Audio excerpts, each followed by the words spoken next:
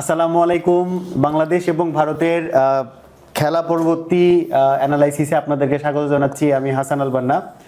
আমরা আজকে একটা আশা নিয়ে সকাল থেকে আমরা সবে অপেক্ষা করছিলাম বাংলাদেশ এবং ভারতের এই খেলাটা নিয়ে, কারণ আমরা জানি যে বাংলাদেশের সাথে যখনই ভারত খেলা থাকে তখনই ভারত একটু নার্ভাসনেসে থাকে। কিন্তু ফার্স্ট ইনিংসের পরেও পর্যন্ত আমাদের একটা আশা ছিল যেটা বাংলাদেশ এই রান ওভারটেক করতে পারবে, কারণ 10 ওভারের পর থেকে বাংলাদেশ কিন্তু ফিরেছে এবং মোমেন্টামটা ক্রিয়েট করেছিল যে না, একটা ভালো মোমেন্টাম ক্যারি করে যদি ম্যাচ জেতা যায়। আমাদের সাথে স্টুডিওতে ম্যাচ পরবর্তী অ্যানালাইসিসের জন্য উপস্থিত আছেন আহমেদ রেজন প্রতীক ভাই এবং বরাবরের মতো জুলফিকার আলী অনিক ভাই। জি, আমি খুব ফান করেই স্টুডিওতে যখন খেলা দেখছিলাম তখন আমরা একটা কথাই বলছিলাম যে 6টা ক্যাচ ছাড়ার পরে সাইফ হাসানের রান হচ্ছে 69 এবং সাইফ হাসানের রান এবং ইমনের রান এই দুইজনেই হচ্ছে ডাবল ডিজিটে রান করছেন। সাইফ হাসান 69 এবং 27 রান করেছেন ইমন। এই দুইজনের রান বাদে সব মোবাইল নাম্বার 2, 8, 7, 6, 5 এরকম। কেন ভাই? মনে হয় আজকে অ্যাপ্লিকেশনে যথেষ্ট ঘাটতি ছিল। এই ধরনের উইকেটে যখন আপনি চেস করবেন 169 খুব একটা দুঃসাধ্য কোনো বিষয় না আমার কাছে মনে হয়েছে, এবং শ্রীলঙ্কার সাথে কিন্তু আমরা সেটা করে দেখিয়েছি অবশ্যই। তো আমার মনে হয় আজকে বাংলাদেশের ব্যাটাররা নিজেদেরকে আরেকটু বেটার অ্যাপ্লাই করতে পারতেন। পার্টিকুলারলি আপনি যদি 3 জন ব্যাটারের ডিসমিসাল দেখেন, that is of Tanzid Tamim ওপেনিংয়ে, মিডল অর্ডারে তাওহিদ হৃদয় এবং শামীম হোসেন পাটোয়ারি। আমি একটু ফান করে আপনাকে ইন্টারাপ্ট করি। জি জি, স্টুডিওতে যখন কথা বলছিলাম রেজা বলছে যে ওনার বিমানের টিকিটের খরচটা ওনার পকেট থেকে নেওয়া হচ্ছে। শামীম হোসেন পাটোয়ারির যে ডিসমিসালটা আমরা দেখছি, উনি যে অ্যাপ্রোচে আউটটা হয়েছেন ওনার ওই সময় কিন্তু আসলে এমন না যে প্রতি বলে 4-6 মারতে হবে না, এবং উনি কিন্তু 4-6 মারার জন্য খেলেন, বেসিক্যালি একটি ইনসাইড আউট শট খেলতে চেয়েছিলেন হয়তো, সার্কেলে ফিল্ডারের মাথার উপর দিয়ে ওই লং অফার কাভারের মাঝখান দিয়ে 2টো রান নেওয়ার এরকম একটা প্রচেষ্টা ছিল না। তো 2টো বা 1টা রানের জন্য এই ধরনের রিস্কি শট আসলে উঠবি না, যেটা আসলে উনি করার চেষ্টা করেছেন।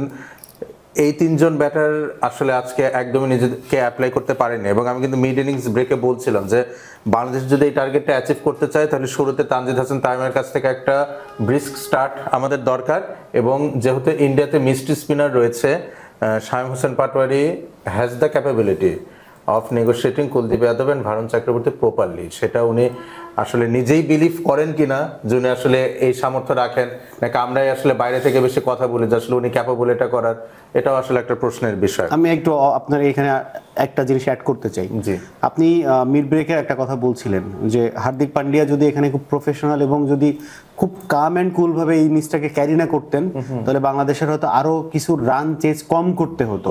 কারণ উনি যে টাইপের প্যাটার্নের ব্যাটসম্যান, উনি কিন্তু আসলে 4 ছক্কা মারার জন্যই লোয়ার অর্ডারে ব্যাট করেন, কিন্তু সেখান থেকে উনি কিন্তু খুব আস্তে ধীরে খেলে গেছেন।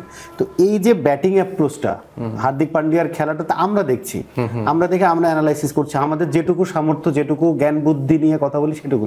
তাহলে বাংলাদেশের যারা কোচিং প্যানেলে আছেন, বাংলাদেশ যারা অ্যানালাইসিস করছেন, কিংবা যারা মেন্টর হিসেবে টিমের সঙ্গে আছেন, ম্যানেজার আছেন, তো তারাও তো বলতে পারে যে ভাই 2টা উইকেট পড়ে গেছে, এখন তুমি ঠান্ডা মাথায় একটু স্টে ফরওয়ার্ড করো।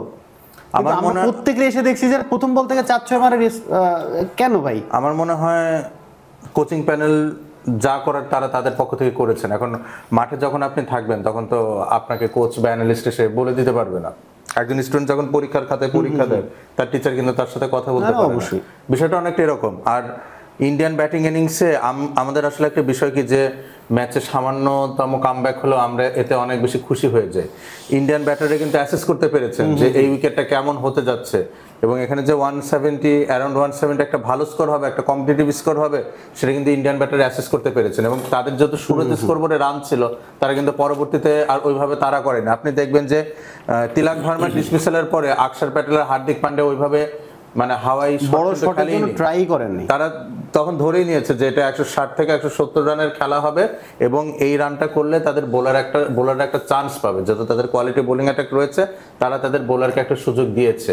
তা আমাদের বাংলাদেশের ব্যাটাররা কি তাদের নিজেদেরকে সুযোগ দিয়েছে? আমার মনে হয় না।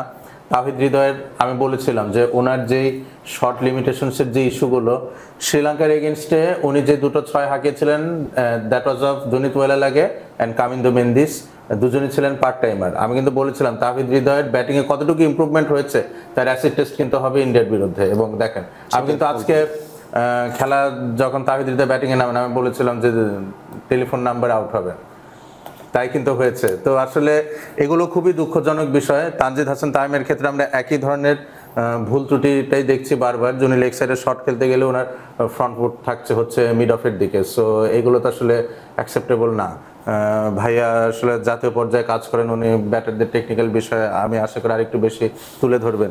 সাইফ হাসানের কথা যদি আসি, সাইফ হাসান আজকে উনি নিজেকে ব্যাক করেছেন এবং আকসার প্যাটেলের কিছু অনেক আর কি আউটসাইড অফ কিছু ওয়াইডিশ ডেলিভারি কিন্তু উনি লং অফের উপর দিয়ে 6 হাঁকিয়েছেন। That was also a very risky shot to play. ঠিক আছে, আজকের দিনে উনি ক্লিয়ার করতে পেরেছেন, কিন্তু আপনি বডির থেকে এত দূরে শুধুমাত্র ব্যাট চালিয়ে কিন্তু সবসময় বাউন্ডারি ক্লিয়ার করতে পারবেন না। তো আসলে আমার মনে হয় আমাদের আসলে এই যে কোয়ালিটি টিমের এগেনস্টে খেললে, কোয়ালিটি অপোনেন্টের এগেনস্টে খেললে আমাদের এই যে ব্যাটিং লাইন আপের যে লুপ হোলগুলো রয়েছে এগুলো আসলে অনেক বেশি এক্সপোজড হয়। আজকেও সেটা হয়েছে এবং এগুলোর উপর আসলে খুব দ্রুত কাজ শুরু করা দরকার আমার মনে হয়। অনেক ভাই, আমরা কি এখনো কি আশা করতে পারি?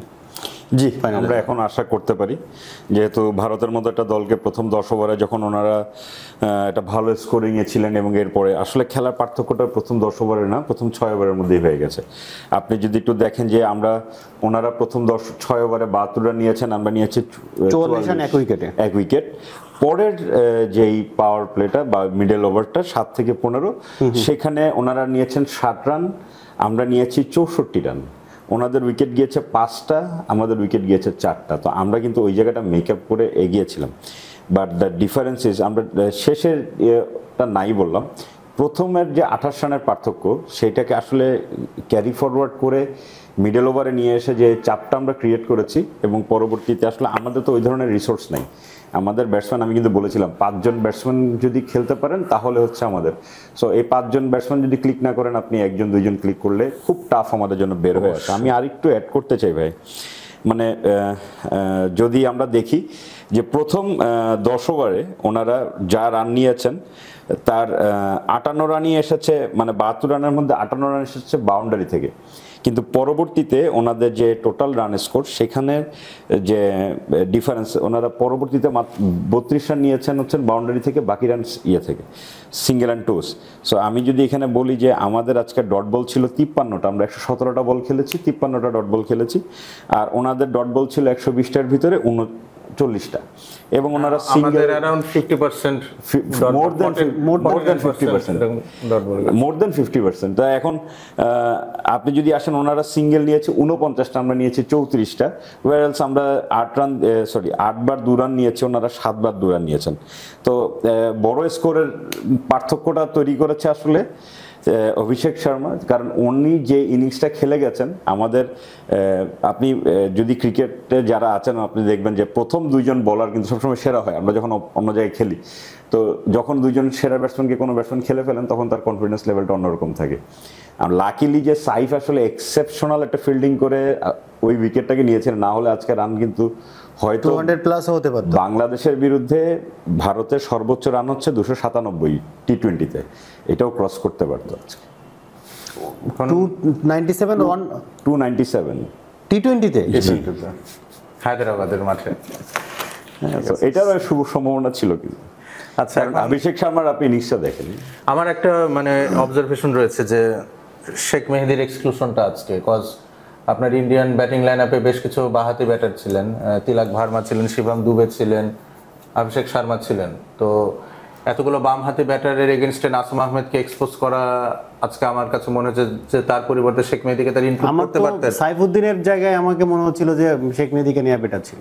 হ্যাঁ, এখন বিষয়টা কেমন, এখন সাইফুদ্দিনেরটা হয়তো তারা তাসকিন আহমেদের অভাবটা কিছুটা হলে পোষাতে চেয়েছেন, ওই দিকে আমি না যাই। কিন্তু ধরেন পাওয়ার প্লেতে যখন বোলিং করলেন, তানজিম হাসান সাকিবকে যোগ্য সাপোর্ট কিন্তু কোনো বোলার দিতে পারে না। তানজিম হাসান সাকিবকে যদি অপর পাশ থেকে কেউ যোগ্য সাপোর্ট দিতে পারতেন, আমার মনে হয় উনি অভিষেক শর্মাকে আরো কিছু শট খেলতে প্রলুব্ধ করতে পারতেন। কিন্তু ব্যাক অফ দ্য মাইন্ড কিন্তু অভিষেক শর্মার মাথায় সিদ্ধান্তটা উনি নিয়েছিলেন যে একটু অ্যাড করি, অভিষেক শর্মাকে শর্ট খেলতে প্রলুব্ধ করা লাগে না, ওনাকে ডিফেন্সে আনার জন্য প্রলুব্ধ করা লাগে। কিন্তু কিন্তু বিষয়টা কি ওই যে জায়গাটা অ্যাটাকিং জোনটাতে যে কন্টিনিউয়াস অ্যাটাক করে যাওয়া এইটা হয়ে ওঠে না। কিন্তু তানজিম সাকিব যখন আজকে ওই লাইন লেন্থ মেইনটেইন করে বল করেছেন, অভিষেক শর্মা কিন্তু তাকে সি অফ করেছেন। কেন করতে পেরেছেন? কারণ অপর পাশ থেকে বোলারদের বলে কিন্তু উনি রানটা স্কোর করতে পেরেছেন। এবং এটা কিন্তু আসলে আমি নাসুম আহমেদের দোষ দেব না, কারণ উনি যেই প্যারামিটারে বল করে থাকেন, উনি একজন লেফট আর্ম অর্থোডক্স বোলার, বাম হাতে ব্যাটাররা ওনাকে চার্জ করবেন এবং যখন সেটা অভিষেক শর্মার মতো ব্যাটার হয় সেই ক্ষেত্রে বিষয়টা আরো সহজ হয়। এখানে যদি শেখ মেহেদী থাকতেন কিছুটা অ্যাওয়ে গোয়িং ডেলিভারি উনি যেটা করতে আমরা পারতেন। সাইফ হাসানের বোলিং এর ক্ষেত্রে দেখেছি, উনি কিন্তু ভুগেছেন। হ্যাঁ, তো সেটা আমার মনে এবং হয়। আমার এখানে আরো একটা প্রশ্ন আছে যে কেন সাইফুদ্দিনকে আসলে এই 11তম ওভারে ঢুকানো হলো। উনি যখন 11তম ওভারে বল করেছেন, 16 রান দিয়েছেন, তার আগে কিন্তু আমরা 5-8-2-2 করে রান দিয়েছি। আমার একটা কথা আছে এখানে, আপনারা তো বলছেন যে মানে সাইফুদ্দিনকে কেন ওই ওভারে বোলিং করা হলো, আমার কোশ্চেন সাইফুদ্দিন কেন 11-এ আসলো? না, এইটা আপনি বলতেই পারেন যে আমরা ফার্স্ট যখন এপিসোডটা নিয়ে শুরু করি তখন আমাদের একটা কথাবার্তা ছিল যে বাংলাদেশ একটা বোল্ড মুভ নিতে যাচ্ছে, যে পরের ম্যাচটা তাদেরকে পরপর 2 দিন খেলতে হচ্ছে, তার একটা বড় স্টক সে রেস্টে রাখতে চাচ্ছে যাতে পরের ম্যাচে ফুল ফেজে নামতে পারে। এখানে আমার একটা আপত্তি আছে যে আপনার মাইন্ডসেট এত ডিফেন্সিভ হবে কেন? আপনি সুপার 4 উঠেছেন, আপনার টার্গেট থাকবে তাহলে টাইটেল ক্লেম করতে চাওয়া। আপনি যদি মানে ধরেই রাখেন যে ইন্ডিয়ার সাথে ম্যাচটা আমরা পারবো না, তাহলে পাকিস্তানের জন্য আমি বেস্ট অ্যাভেলেবল প্লেয়ারগুলোকে প্রিজার্ভ করে রেখে দিই। আমার কাছে মনে হয় অ্যাপ্রোচটাই অনেক বড় ভুল। আমার কাছে সাইফুদ্দিনের জায়গায় যদি তাসকিন অথবা শরীফুলকে, মানে আমার কাছে কেন জানে ফুল ফিলেজ একজন বোলার যদি এখানে থাকতো, সামা হয়তো একটু বেটার রেজাল্ট পেতে পারতো বাংলাদেশ। আমার কাছে এটা মনে হয়েছে। আমার কাছে এক্সিকিউশনের সমস্যা লেগেছে। আমার কারণ কাছে সাইফুদ্দিন যে লেন্থে বলটা আজকে করেছে, আমরা লাস্ট ওভারটা কিন্তু খুব ক্যামেরায় দেখছিলাম যে মানে উনি সেম একটা লেন্থ মেইনটেইন করে গেছেন এবং যেগুলো শুধু আসলে এখন এটা মানে কিছুটা ম্যাচ প্র্যাকটিসের অভাবও কিন্তু এর পেছনে কন্ট্রিবিউট করে, কজ উনি কিন্তু international cricket on end of. আপনি এরকম একটা বড় টুর্নামেন্টে ক্রাঞ্চ গেমে তাকে পাওয়ার প্লেতে ইন্ডিয়ার বিপক্ষে আপনি নামাচ্ছেন যখন অভিষেক শর্মা অলরেডি হতে চলে এসেছেন, ঠিক আছে, মানে এমন যদি হতো যে দ্বিতীয় বা চতুর্থ ওভারে আনা হয়েছে তাও একটা কথা ছিল। যখন অভিষেক শর্মা ফুল হিটিং ফর্মে চলে আসলেন, তানজিম হাসান সাকিবের বল অলরেডি উনি একবার ড্রপ হয়েছে, তখন আসলে সাইফুদ্দিনকে আনা আমার মনে হয় ওনার প্রতিও কিছুটা ইনজাস্টিস করা। এরকম ম্যাচে খেলানো ডিরেক্টলি এবং এরকম সিচুয়েশনে তাকে বোলিং এর জন্য ঠেলে দেওয়া। অনেক ভাইয়ের কাছে এটা জানতে চাই, অনেক ভাই আমরা যদি ইন্ডিয়ার বোলিং লাইন আপনি দেখি, বুমরা হচ্ছে 4 ওভারে 18 রান দিয়ে 2টা উইকেট নিয়েছেন, কুলদীপ যাদব 4 ওভারে 18 রান দিয়ে 3টে উইকেট নিয়েছেন, এবং সেম যদি আমরা বলি বরুণ চক্রবর্তী 4 ওভারে 29 রান দিয়ে 2টা উইকেট, মানে তাদের বেস্ট বোলিং লাইন আপের কথা বলছি 3 জন।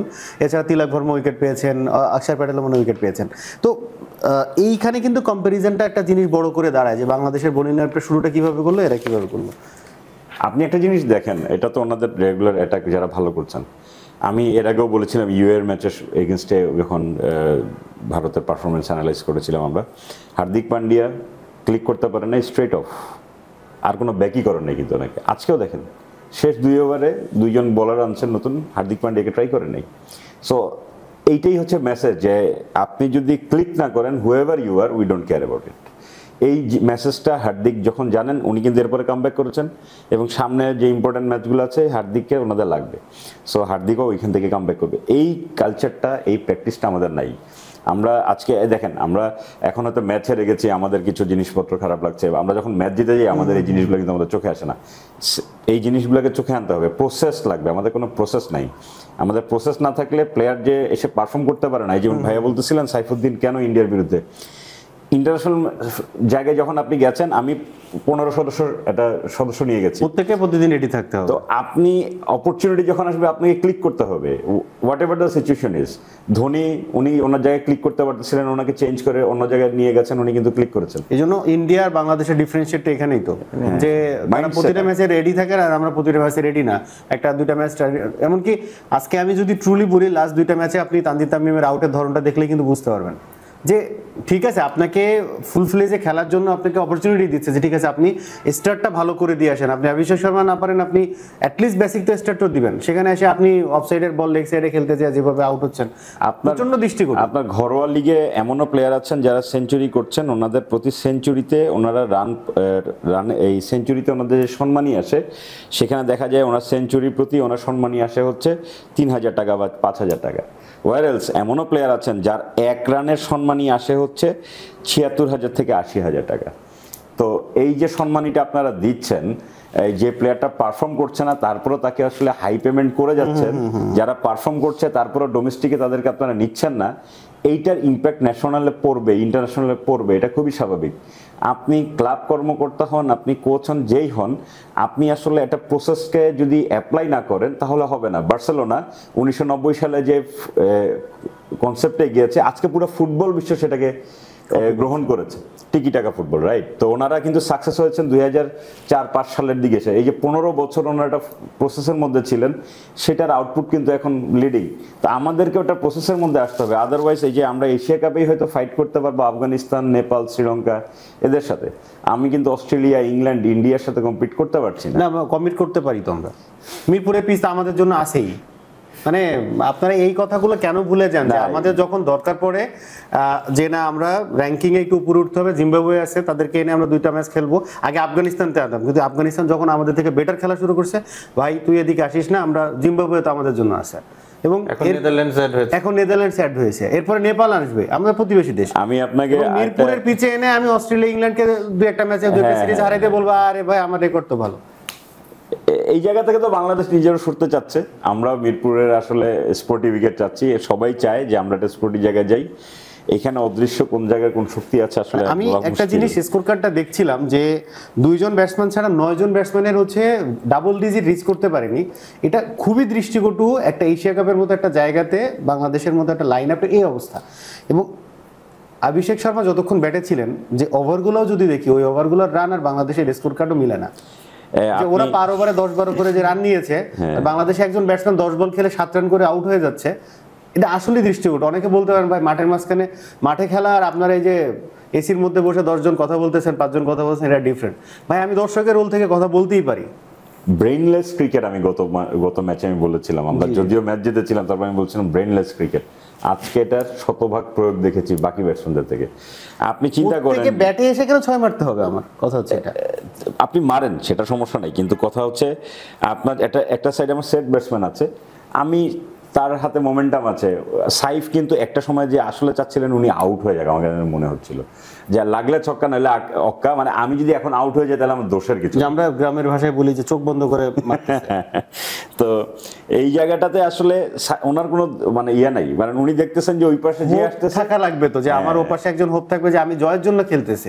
ওনার কথা হচ্ছে যে কটা রান পাচ্ছি আমি বানাই নিয়ে যাচ্ছি। আমি আসলে মিনিংলেস কেন বলবো, মানে যতগুলো ডিসমিসাল ছিল আমার মনে হয় কাট করে দাঁড় করানো উচিত সবার আগে তাওহিদ হৃদয়কে। কজ আপনি যদি তানজিদ তামিমের ডিসমিসালটা দেখেন, এখানে বুমরা কিন্তু আজকে তার প্রথম 3 ওভারের স্পেলে অধিকাংশ ডেলিভারি ছিল মুভিং অ্যাওয়ে, ঠিক আছে, এই লেগ স্ট্যাম্প বা মিডল স্ট্যাম্পে পিচ করে বলটা কেটে বাইরে বের হয়ে যাচ্ছিল। তো বাংলাদেশের ব্যাটাররা নর্মালি এরকম অ্যাঙ্গেলের বল ওইভাবে খেলে অভ্যস্ত না, সেখান থেকে আমি তাও কনসিডার করলাম যে তানজিদ হাসান তামিম একটা বাজে শট খেলেছেন। পারভেজ হোসেন ইমন তো উনি 8 নম্বর বলে সিঙ্গেল বের করেছেন, উনি তো কন্টিনিউয়াসলি কিন্তু বিট হয়েছেন। তাওহিদ হৃদয় কিন্তু মোটামুটি সিঙ্গেল বের করতে পারছিলেন, এবং যেই ওভারে উনি ডিসমিসড হলেন আকসার প্যাটেলের, সেই ওভারে সাইফ হাসান অলরেডি একটা 6 মেরেছিলেন, required rate was under control, ঠিক আছে। ওখান থেকে যদি Towhid Hridoy, Saif Hasan like as the previous match against Sri Lanka over যদি দাঁড়ায় যায় তাহলে কিন্তু ম্যাচ বের হবে। তাওহিদ হৃদয় সিঙ্গেল ডাবল নিয়ে যেটা সময়টা পার করতে পারতেন, আকসার প্যাটেল এবং হার্দিক পান্ডিয়া করে দেখাচ্ছেন বিলো 100। আপনি কিন্তু ইয়াতে স্ট্রাইক রেটে কিন্তু আজকে ব্যাট করেছে আকসার প্যাটেল, 15 বলে 10 রান করেছেন, হ্যাঁ, but it was required at that point of time. আচ্ছা, এখন সেটাই বলছি যে তাওহিদ হৃদয় তাহলে অনেক দিন ধরে খেলছেন, ঠিক আছে, উনি নিজেকে অনেক বড় ক্রিকেটার দাবি করেন, ওনার ভুল ত্রুটি বললে তো উনি স্বীকারও করতে চান না, মিডিয়াতে উনি উত্তর দেন, মানে বলের এগেনস্টে উত্তর যতটুকু থাকুক না থাকুক, মানে সাংবাদিকদের প্রশ্নের উত্তর ওনার কিন্তু রেডি, ঠিক আছে। তা আমি খুব মানে আগ্রহী হয়ে দেখবো যে আজকে যে উনি এই শটটা খেললেন, ঠিক আছে, যখন বাংলাদেশ ম্যাচে ভালো মতো ছিল, সাইফ হাসান ওভারে অলরেডি একটা 6 হাঁকানোর পর উনি যে শটটা খেললেন, উনি আসলে উত্তরটা কি দিবেন এটার এগেনস্টে আমি এটা একটু এক্সটেনশন পার্ট আপনার কাছেই আসতে চাই। বাংলাদেশে খেলা দেখার পর আপনার চোখেও ঘুম আসছে, আমি দেখতে পাচ্ছি, কারণ সবাই একটু মন খারাপ করেই আছে। তো আমি একটু মজার ছলে একটা কথা বলি যে এটা আমার কোট না, একজন বাংলাদেশে একজন নামকরা প্লেয়ারের তার কোচ বলেছেন যে কালো ছেলের কথা। আমি এর আগের একটা এপিসোডেও বলছিলাম যে কালো ছেলের ব্যাটিং অ্যাপ্রোচের জায়গাগুলো আমার কখনোই পছন্দ হয় নাই, এবং আজকে উনি নট অনলি একজন লোয়ার মিডল অর্ডার ব্যাটসম্যান, উনি কিন্তু আজকে ক্যাপ্টেন। তো ওনার কাছ থেকে ওই মোমেন্টামে আপনি যেমন তৌহিদকে বলছেন যে আমি কাঠগড়ায় দাঁড় করাতে চাই সবার আগে, আমি তাওহিদের আগে আমি জাকির আলী অনেককে কাঠগড়ায় দাঁড় করাতে চাই, কারণ আপনি একটা ক্যাচ মিস করেছেন। হতে পারে আপনি প্রেসারে আছেন, কিন্তু আপনি তো ক্যাপ্টেন, ওই ক্যাচটা মিসের কারণে আপনার রান হয়ে গেছে অনেকগুলো, আপনি ধরে নিতে পারবেন এটা। কিন্তু আমরা যদি বলি যে খেলার মধ্যে ক্যাচ মিস ড্রপ থাকতেই পারে, একটা রান আউট মিস থাকতেই পারে, আপনি দুইটা জায়গাতেই কিন্তু করেছেন। একটা বল থ্রোয়িং এর জায়গায় আপনি স্লোয়ার করার কারণে কিন্তু উইকেটটাও পাননি, একটা ক্যাচ মিসের জায়গায় আপনি কিন্তু আসলে গিলটি জায়গা থেকে আপনাকে বলতে পারি ওনার কারণেই আমরা ম্যাচটা হেরেছি। এবং এরপরে আপনি অ্যাজ এ ক্যাপ্টেন আপনার দায়বদ্ধতার জায়গায় আছে, আপনি সেখানে এসে আপনি ওই মোমেন্টামে আপনি কেন এই টাইপের জায়গায় আউট হবেন? আসলে উনিও চেয়েছেন আসলে সিঙ্গেল রোটেট করতে। আমি আপনাকে একটা কথা বলি, মানে বলটা কোথায় ছিল অনেক ভাই দেখেছি, আমি আপনাকে বলি ভাইয়ের সাথে সিনকে আমার ডিবেট হচ্ছিল যে ওয়াই জাকির আলী অনেক এবং সোহান।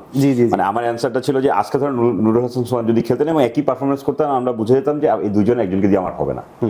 তো সেই ক্ষেত্রে আমার পাইপলাইনে কে আছে? পাইপলাইনে তোফায়েল আছে, আইস মোল্লা আছে, এরকম আরো 4-5টা প্লেয়ার আছে, ইসলাম অঙ্কন আছে। এই যে ছেলেগুলা, এদেরকে আপনি কিন্তু আগামী 6 মাসের জন্য রেডি করতে পারতেন এবং এদের উপর দিয়ে আমরা আরো 2-4টা সিরিজ হারতে পারতাম, আফগানিস্তান, উগান্ডা, সোমালিয়া, এদের কাছে কোনো সমস্যা নাই। কিন্তু আমার এই 6টা প্লেয়ার কিন্তু রেডি হতে পারতো যে এই দুজনের একজনকে দিয়ে হবে না। এখন যখন এশিয়া কাপ শেষ হবে, মানে আপনি আগামীকালকে নিশ্চয়ই আবার এই তর্কটাতে এসে হেরে যাবে যে এতদিন জাকির আলীকে চান্স দিলাম, এখন আবার সোহান, এটাও ন্যাশনাল টিমে কথাবার্তা হচ্ছে, তখন তারা কিন্তু আবার জাকির আলীকে দিবে, আবার ক্যাপ্টেন থেকে সরাসরি বাদ, এটাও হবে না। তো এই এশিয়া কাপ মনে করেন শেষ, সোহানও মনে করেন পুরোপুরি পরখ করা হলো না। আগামী সিরিজে হয়তো আবার প্রথম ম্যাচে হয়তো দেখা যাবে যে জাকির আলী অনেককে দিয়েছে, উনি ফ্লপ, তখন হয়তো আসতে পারে। এই যে 15-20 দিন একটা ব্যাটসম্যান ব্যাক করতে পারে, একটা ব্যাটসম্যান পুরো কামব্যাক করতে পারে, তার ক্যারিয়ার করতে পারে। আমরা এই সময় একটা ছেলেকে চান্স দিতে পারলাম না। আমার যে নেক্সট যে এই যে অঙ্কনের কথা বলছেন, তারপরে আমি আইচের কথা বলতেছি, বা আরো যারা পাইপলাইনে প্লেয়ার আছে, এই ছেলেগুলোকে যদি আপনি তখন আসলে আলাদাভাবে নার্সিং করতেন, তারা এনসিএল টি20 খেলতেছে, তাদের অবস্থা কোথায়? আমি এইখানে একটা জিনিস একটু এটাকে আমরা তখন ইয়ে করতাম। যখন সাইফ হাসানকে আমরা স্কোয়াডে দেখেছি, তখন সবার একটা কথা ছিল যে, ইনফ্যাক্ট আমরাও এটা নিয়ে আলোচনা করছিলাম, সাইফ হাসানের জায়গায় আমরা সৌম্য সরকারকে কেন নেইনি? কারণ সৌম্য সরকার এই টাইপের বড় টুর্নামেন্ট খেলেছেন, এক্সপিরিয়েন্স, এবং ওনার স্ট্রাইক রেটও ভালো। কিন্তু তখন আমাদের কিন্তু কারোরই ওইভাবে সাইফ হাসানের প্রতি কনফিডেন্স ছিল না। তো সাইফ হাসান কিন্তু সেখানে প্রুভ করেছেন এবং কন্টিনিউয়াস কিন্তু উনি ব্যাটিং ভালো করছেন। তো আপনার কথাই ওইটাই আমি বলতে চাই যে আমরা সুযোগ না দিলে ওই প্লেয়াররা এই স্টেজে, এই মঞ্চে কবে পারফর্ম করবে? ওনাদেরকে সুযোগ দেওয়ার আগে আসলে ইন্ডিয়া এ টিম, তারপর অস্ট্রেলিয়ান টিম, এদের সাথে খেলাতে হবে। আপনি আসলে এই ছেলেগুলোকে সরাসরি ন্যাশনাল টিমে ঢুকে লাভ নেই। আপনি দেখবেন আন্ডার-19 পর্যন্ত আমাদের প্লেয়ারদের সাথে অন্যান্য এজ লেভেলের প্লেয়াররা কিন্তু অত বেশি কোয়ালিফাইড করতে পারে না। বাট সেম প্লেয়ার, এই যে যারা এখন ইন্ডিয়ান টিমে পারফর্ম করছে, তারা কিন্তু আন্ডার-19 আমাদের 19 টিমের কাছে বেধরক মার খেয়ে গেছে, ওরা উইকেট দিয়ে গেছে। কিন্তু যখনই আমাদের প্লেয়াররা ন্যাশনাল টিমে আসেন আর ওনারা ন্যাশনাল টিমে আসেন, তখন পুরো প্রসেসটা চেঞ্জ হয়ে যায়, পুরো সিনারিও চেঞ্জ হয়ে যায়। মেহেদি মিরাজ কেন জানি টি20 টিমে থাকেন না এবং আপনার টেস্ট প্লেয়ার হয়ে যান, আর যেখান থেকে উনি উঠে আসছেন ওই জায়গাটায় আসলে ওনাকে খেলানো হয় না। এই জায়গাগুলোতে আসলে আপনার প্রসেসের যে ব্যাপারটা, এই প্রসেসের কম্পারিজনে কোনো মিল নাই। এবং এই মিলটা যারা করবে, এই আমাদের মতো অবাগারা যারা করবে, যারা আসলে ক্রিকেট বোর্ডের সাথে কাজ করবে, সেইখানে আমাদেরকে কাজ করতে দেওয়া হয়। আমরা দর্শকদেরকে একটু জিনিস জানিয়ে দিতে চাই, দর্শকরা বলতেই পারেন যে বাংলাদেশ একটা ম্যাচ হেরেছে, এর আগের ম্যাচ ভালো খেলেছে, তখন আপনারা ভালো বলেছেন। দর্শকদেরকে একটা জিনিস জানিয়ে দিতে চাই, এর আগের এপিসোডটাতে নিয়ে আমরা বাংলাদেশ দলের এর থেকে বেশি ক্রিটিসাইজ করেছিলাম, কারণ আমাদের দুইজন অ্যানালিস্ট গেস্ট একটা কথাই বলেন যে যেদিন বাংলাদেশ ভালো খেলে ওই সময় ওনাদেরকে ক্রিটিসাইজ করাটা আরো বেশি দরকার। কিন্তু একটা ব্যাটসম্যানের যখন ভালো খারাপ টাইম যাচ্ছে, তাকে ক্রিটিসাইজ না করে তাকে রানে ফেরানোটা দরকার। সো দর্শকদেরকে এটা জানানো উচিত যে আসলে বাংলাদেশ হারার কারণে না, বাংলাদেশের কিছু প্রসেস নিয়ে আমরা কথা বলছি। আমরা একটু ফ্রাস্ট্রেশন, কষ্ট থেকে বের হয়ে আমরা একটা হোপফুল কথা নিয়ে যেতে চাই। অনেকবার যেটা বলছিলেন যে বাংলাদেশ এখনো এশিয়া কাপে আছে, এবং এশিয়া কাপে যদি থাকে তাহলে কালকে বাংলাদেশের পরপর সেকেন্ড ম্যাচে বাংলাদেশ পাকিস্তানের বিপক্ষে খেলছে। আপনার কাছে কি মনে হয়? না, আমরা তো মেন্টালি রেডি ছিলাম যে আমরা ইন্ডিয়ার সাথে হারবো এবং পাকিস্তানের সাথে জিতবো। এই পয়েন্টটাই আমার প্রতীক ভাইয়ের কোশ্চেন, কেন আমি মেন্টালি হারতে চাই? আচ্ছা, কেন আমি হারতে চাই? কারণ আমরা আসলে জানি আমার লিমিটেশন কোথায়, আমি জিততে পারবো না, এটা স্পষ্ট। কিন্তু আজকে কিন্তু জেতার অপশন ছিল, তৈরি করেছে, কিন্তু এই প্লেয়ারগুলো জানেন না যে তারা আসলে এটা করতে পারবে। নিজের মধ্যে বিলিভ থাকা, সেলফ কনফিডেন্স। যখন Parvez Hossain Emon initial struggling পিরিয়ডটা overcome করে রান করা শুরু করলেন, এবং উনি কিন্তু ভারুণ চক্রবর্তীর কনজিকিউটিভ ডেলিভারিতে সুইপ শট খেলে বাউন্ডারি চার বের করেছেন, তো যখন কুলদীপ যাদব আসলেন, তো ঠিক আছে সেম প্যাটার্ন। কুলদীপ যাদবের ডেলিভারিতে একটু ডিফারেন্ট, ট্র্যাজেক্টরি ডিফারেন্ট থাকে, সেক্ষেত্রে সুইপ শট খেললে বলটা উপরে উঠে যাওয়ার সম্ভাবনা থাকে। তা উনি একটা দুটো বল দেখে তারপরে হয়তো সুইপ শটটা অ্যাপ্লাই করতে পারতেন। এই যে নিজের উপর ভরসা রাখা, বিশ্বাস রাখা যে আমার ইনিংসটা আমি বড় করতে পারি, এই ম্যাচটাতে জয়ের জন্য আমি কন্ট্রিবিউট করতে পারি। 20টা রান হয়ে গেছে, মনে আমি হচ্ছে যে একটা কথা বলেছি যে ব্রেনলেস ক্রিকেট, একটু সরি অ্যাড হ্যাঁ করি, না অবশ্যই বলুন। যে আমরা রাইট আর্ম ব্যাটসম্যানকে রাইট আর্ম অফ ব্রেক খেলাতে চাই না, আমরা লেফট আর্ম ব্যাটসম্যানকে লেফট আর্ম অফ ব্রেক খেলাতে চাই না। কেন? বলটা ইনকামিং, খেলাটা ইজি। তো কুলদীপের বল সাইফের জন্য খেলাটা ইজি, ওনার জন্য তো এটা অফ ব্রেক ক্যাটাগরি, তাই না? তাহলে কেন ইমন চার্জ করতে যাবেন? ইমন তো স্ট্রাইক রোড করে বসে চলে আসবেন, কুলদীপকে উনি চার্জ করবেন। আবার ভারুণ চক্রবর্তীকে যখন ইমন চার্জ করতেছে, তো ইমনকে উনি দিবেন আর সাইফ হাসান এবার আসবেন। আমি আপনার এটা করে ভাইয়ের কাছে আমি ফ্লোর দিতে চাই। আপনি মাঝে একটা কথা বলছিলেন যে বাংলাদেশি ব্যাটসম্যানটা এমন যে নিজে একটা লাইফ পাওয়ার পরে ওইটার এক্সিকিউশনটা করতে চায় না, আবার পরের বলে আউট হওয়ার চেষ্টা করে। আজকেও কিন্তু সেম জিনিস আমরা দেখেছি। জি জি। এবং এইখানেই আপনার কাছে যেটা বলতে চাচ্ছিলাম যে প্রতীক ভাই, যে এই যে মেন্টালিটি যে আমি পরপর 2 বলে 4 মেরেছি, আমি পরের বলে আমি একটা সিঙ্গেলস নিয়ে আমি আরেকজনকে দিতে পারি, তা না, আমার থার্ড বলেও আমাকে 4 মারতে হবে। ওয়াই? এটা তাদেরকেই জিজ্ঞেস করলে ভালো হয়। তবে মানে আমি তো প্রফেশনাল লেভেলে ক্রিকেট খেলিনি, ইউনিভার্সিটি পর্যায়ে খেলেছি আমার নিজের ডিপার্টমেন্টের টিমে হয়ে। তখন মনে হয় কি যে 2টো বল পরপর 4 মারলে নিজের প্রতি একটা কনফিডেন্স আসে, মনে হয় যে থার্ড বলটা আমি পারবো। কিন্তু আসলে আমরা যে পর্যায়ে খেলেছি আর এখন যে ন্যাশনাল টিমে খেলা হচ্ছে, এটা তো ডিফারেন্ট। এখানে একটা উইকেট ম্যাটার করে, আপনার উইকেটের তো একটা ভ্যালু আছে। আমাদের ওইখানে খেলে তা আউট হলে সমস্যা নেই, মারার বল 2টো বল মেরেছি, পরেরটা লাগলে লাগলো, না লাগলে নাই। কিন্তু এখানে যখন বাংলাদেশ কিন্তু পাওয়ার প্লেটা অতটা খারাপও যায়নি। এখন আপনার ইন্ডিয়ার মধ্যে দুর্ধর্ষ না গেল, আমরা কিন্তু ম্যাচে ছিলাম, ঠিক আছে? 6 ওভার শেষে আমরা কিন্তু খুব ভালো মতো ম্যাচ, এবং টার্গেট চেস ডাউন করার মানে ইজি কেন? কারণ আপনি শুরুটা ধীর স্থির ভাবে করতে পারেন, এই লাক্সারিটা আপনার থাকে, কারণ আপনি পরবর্তীতে ক্যাচ আপ করতে পারবেন রিকোয়ার্ড রেট দেখে দেখে। তো যখন আপনি ভালো মতো ম্যাচে আছেন, আমার মনে হয় সেই ক্ষেত্রে আরেকটু ধৈর্যের পরিচয় দিলে বেটার হতে। এবং আমি এখনো বলবো যে তাহিদ হৃদয়ের ডিসমিসালটা আসলে আজকে ম্যাচের টার্নিং পয়েন্ট ছিল বাংলাদেশের। Zakir Ali catch miss. আমরা এই ফ্রাস্ট্রেশন থেকে বের হয়ে প্রতীক ভাইকে একটু জানতে চাই, আগামীকাল বাংলাদেশের স্ট্র্যাটেজি কি হওয়া উচিত এবং 11টা কি দেখছেন? বাংলাদেশের কালকে অল আউট মানে ক্রিকেট খেলা উচিত। এবং এমনি আজকে অল আউট খেলেছে আর কি, আপনি যে সেন্সে বলছেন আমি ওটা একটু অন্য সেন্সেই বলছি আর কি। আচ্ছা, আমি একটু পজিটিভ সেন্সে তাহলে বলি, Taskin Ahmed should come in place of Saifuddin, আর Sheikh Mahedi must get a game. ঠিক আছে, এখন এটা কার পরিবর্তে তারা দিবেন আমি জানি না, কজ পাকিস্তানের টপ অর্ডারে ফাকার জামান রয়েছেন এবং সাইম আইয়ুব রয়েছেন, দুজন বামহাতি ব্যাটার রয়েছেন। আমার মনে হয় শেখ মেহেদি এখানে খুব ভালো অপশন হতে পারেন। রিশাদ হোসেনের ব্যাপারে কি সিদ্ধান্ত নেবেন? আজকে তো উনি ভালোই বল করেছেন, এখন 3 জন স্পিনার নিয়ে যাবে বলে আমার মনে হয় না পাকিস্তানের বিরুদ্ধে। বাংলাদেশের পেস লাইন আপ এমন হওয়া উচিত: Tanzim Hasan Sakib, Taskin Ahmed, Mustafizur Rahman. If Mustafizur Rahman is available, workload ম্যানেজমেন্টের কথা চিন্তা করে, তাহলে 3 জন পেসার থাকবে, শেখ মেহেদি একজন স্পিনার হিসেবে থাকবে, নাসুম আর রিশাদের মধ্যে যে কোনো একজনকে হয়তো তারা খেলাবেন। আর ব্যাটিং লাইন আপে যদি লিটন দাস ফিট হয়, আমার মনে হয় এখন তানজিদ তামিম বা পারভেজ হোসেন ইমন, কারোর পরিবর্তে লিটন দাস। আমার কেন জানি মনে হয় ইমনকে এই ম্যাচে কিন্তু ভালো খেলেছে, যতই ভালো খেলেনি, অনেক স্ট্রাগল করেছে, বাট আউট অফ ডেসপারেশন কিছু শট খেলুনে বাউন্ডারি ব্রেক করতে পেরেছে। বুমরাকে নিয়ে চার্জ করেছেন পরে, সেটা ভালো ছিল। কিন্তু লাস্ট 2 ম্যাচে তানজিদ তামিমের যে ব্যাটিং অ্যাপ্রোচটা দেখেছি, ওনাকে বাদ দেওয়া উচিত। সো ইদার পারভেজ হোসেন ইমন বা তানজিদ হোসেন তামিম, আসলে এটা যারা ট্রেনার রয়েছেন, কোচ রয়েছেন, তারা আসলে ওখান থেকে ভালো মতো বুঝতে পারবেন এক্স্যাক্টলি কি শেপে রয়েছেন। তাহলে আমরা যদি 11টার কথা বলি, আপনি তাহলে ওপেনিং এ সাইফ হাসানকে আপাতত তো সরানোর অপশন নেই। সাইফ হাসান আর তানজিদ হাসান তামিম আর পারভেজ হোসেন ইমন, দুজনের যে কোনো একজন। দেন 1 ডাউনে লিটন দাস, নাম্বার 4 এ আমাদের গ্রেট টেস্ট ব্যাটসম্যান তাহিদ হৃদয়, নাম্বার 5 এ শামীম হোসেন পাটোয়ারি, নাম্বার 6 এ এখন জাকির আলী অনেক বা সোহান, আপনারা ইনসার্ট করতে পারেন যে কাউকে। আমার আসলে আর মুখটা রাখেননি জাকির আলী অনেক, ওনাকে অনেকবার ডিফেন্ড করেছি, এখন আমাকেই বলতে হচ্ছে যে অথবা নুরুল হাসান সোহান, যাকে আপনি ক্যাপ্টেনকে কিভাবে ওখান থেকে মুভ করবেন? মানে আমার এখানে একটা কোশ্চেন ছিল, আমি 11 এর শেষ করেন, তারপর আমি জিনিসটা আজ করতে চাই। আচ্ছা, নাম্বার 7 এ তাহলে শেখ মেহেদিকে খেলানো হবে, নাম্বার 8 এ ইদার নাসুম আহমেদ আর রিশাদ হোসেন, আর লাস্টে 3 জন fast bowler: Taskin Ahmed, Tanzim Hasan Sakib and Mustafizur Rahman.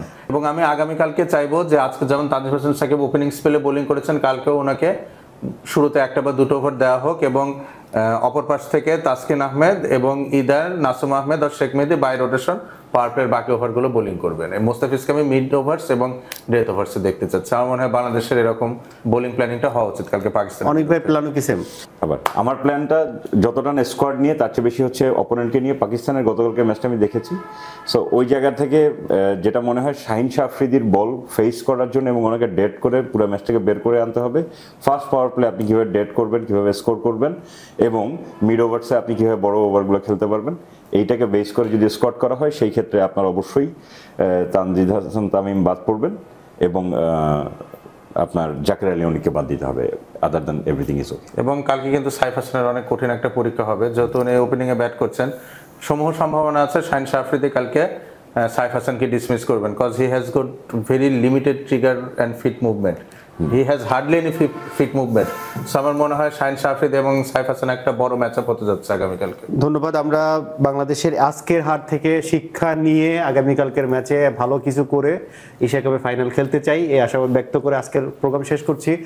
দর্শকদেরকে জানিয়ে দিতে চাই আগামীকাল বাংলাদেশ এবং পাকিস্তানের এশিয়া কাপের একটা ম্যাচ আছে এবং সেই ম্যাচের প্রি ম্যাচ এবং পোস্ট ম্যাচ এবং মিড ব্রেকের অ্যানালাইসিস দেখার জন্য আমাদের সাথে যুক্ত থাকুন। ধন্যবাদ। আসসালামু আলাইকুম।